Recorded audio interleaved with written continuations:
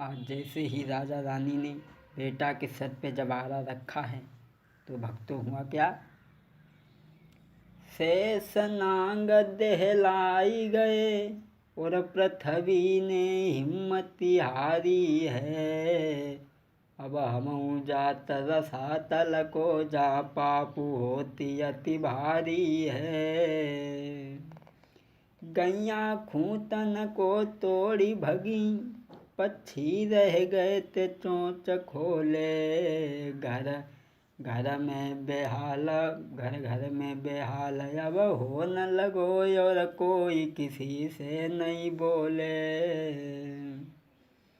गैया खूंटों को तोड़ने लगी हैं, चारों तरफ हाहाकार मचने लगा है। भक्तों ऐसा ही नहीं, अरे जब बेटा के सर पर यारा कर को, अरे बेटा के सर पे जब यारा कर को, अरे तुरंत ही के फर कर दीनी रानी के देने दृग से आंसू छलको। एक बात और बन गई, अरे जब बेटा के सर पर यारा कर को, रानी के डेढ़ी आँख से आंसू निकरो। महाराज संत तब कहने लगे समझ आई, बेटा चीरत पे रोई गई रानी, अब न खइए मेरो शेर। बेटा चीरत पे रोई गई रानी, भैया सुनी सन्यासी के बैन भूप धरती पे गिरी गो है। अब तो सुनी बाकी बात भूप धरती पे गिरी गो है। सन्यासी कहने लगे, मैंने कहा था कि बेटा को चीरते समय दो में से कोई रोएगा नहीं, तेरी रानी रो गई, अब मेरा शेर नहीं खाएगा। राजा कहने लगा, महाराज मेरी रानी से ये पूछ लिया जाए कि मेरी रानी क्यों रोई, रोने की कोई और भी वजह हो सकती है। संत लोग आगे बढ़े ही पूछने लगे, रानी तुम क्यों रोई? कहने लगी, श्रीमान मैं इसलिए नहीं रोई कि मेरा बेटा मारा गया, मैं तो इसलिए रोई, अरे मेरे बेटा में थोड़ो मासूरे कहूँ भूखो न रह जाबे शेर शिकारी। मेरे हो तो दूसरो लालू संत में बाऊ को देती खवाई। मेरी कोखी में पथरा परे लाल नहीं दूसरो जाई सखी। मेरे कोखी में पथरा परे लाल नहीं दूसरो जाई सखी। कहने लगी, श्रीमान मैं इसलिए नहीं रोई कि मेरा बेटा मर रहा है, मैं तो इसलिए रोई कि मेरे बेटा में थोड़ा माँ से कहीं शेर भूखा ना रह जाए। उसी समय संत कहने लगे, वो कुछ नहीं, तू रो गई तो तू ऐसा कर, अपने बेटा के दाहिने अंग को घर ले जा और एक अंग को मेरे शेर को डाल दे। आज एक अंग शेर को डाला है, शेर नोच नोच करके खाने लगा।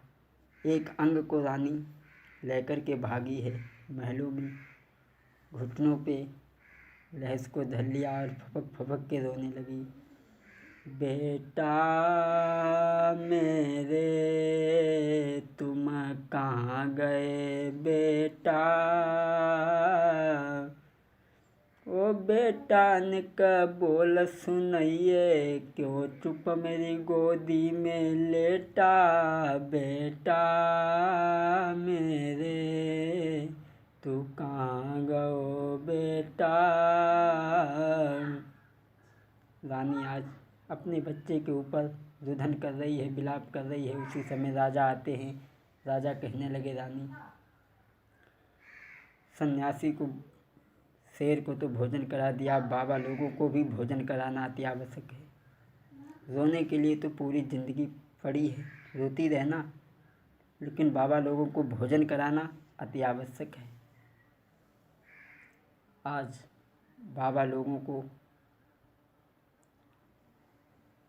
भोजन करवाने के लिए रानी ने वो खून से लिसे वस्त्रों को उतारा है और स्नान करके भोजन बनाने लगी। अरे पागल सी हुई गई वो मैया भोजन रही बनाई। अरे हाथ में बर्तन नाई जाके आसन से चौका रही लगाई। ये चौका रही लगाई माता ने भोजन जब ही तैयार कराए। भोजन करके तैयार फिर राजा से वचन सुनायो। राजा से वचन सुनायो कही तुम अब क्यों देर लगाई। और जाओ महात्मन को बुलवाए लाओ क्यों तुम विलम्ब लगायो। ए चली धो राजा लड़खड़ात भव और बाबा के ढींग में आओ। चलो महात्मा महलन को तुम अब क्यों विलम्ब लगाओ। अरे चल के बाबा महलन में तुम भोजन लीजो पाई। और मुँह से पापी को बाबा जी देके दर्शन सफल बनाइयो।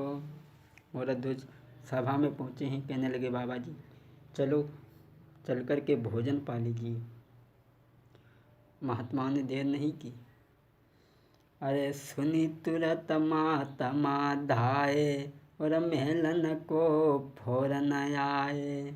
तब भूप ने कई समझ आई बाबा जी घर में भोजन पइयो। महात्माओं को लेकर के मूर्धध्वज चले हैं। बड़ा ही सुंदर घर में आसन डाल दिया, उस पे बिठाया। अरे आसन दीनो डाली भूप ने संतन को लो बैठाई। और परोस की थलिया भोजन की बाबा के रखी अगारी।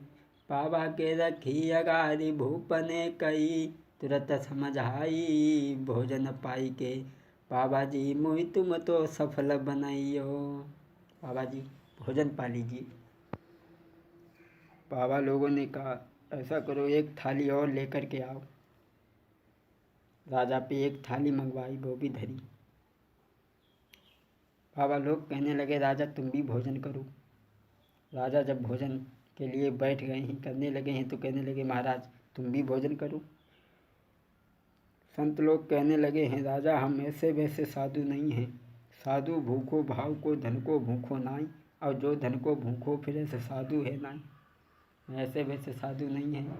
हम उस घर में भोजन नहीं करते हैं जहाँ कोई बालक ना हो, और मेरी थाली की तरफ घुटनों के बल चढ़ कर के ना बढ़े, ऐसे घर में हम भोजन नहीं करते हैं। सोई राजा के एकदम जाकर के धक्का लगा, कहने लगा श्रीमान मेरा एक ही तो बेटा है जिसे मैं फाड़ करके आपके सामने डाल चुका हूँ। सन्यासी लोग कहने लगे अरे राजा हमें दोष क्यों लगा रहा है, कौन सा बालक मैंने फाड़ करके डाला है।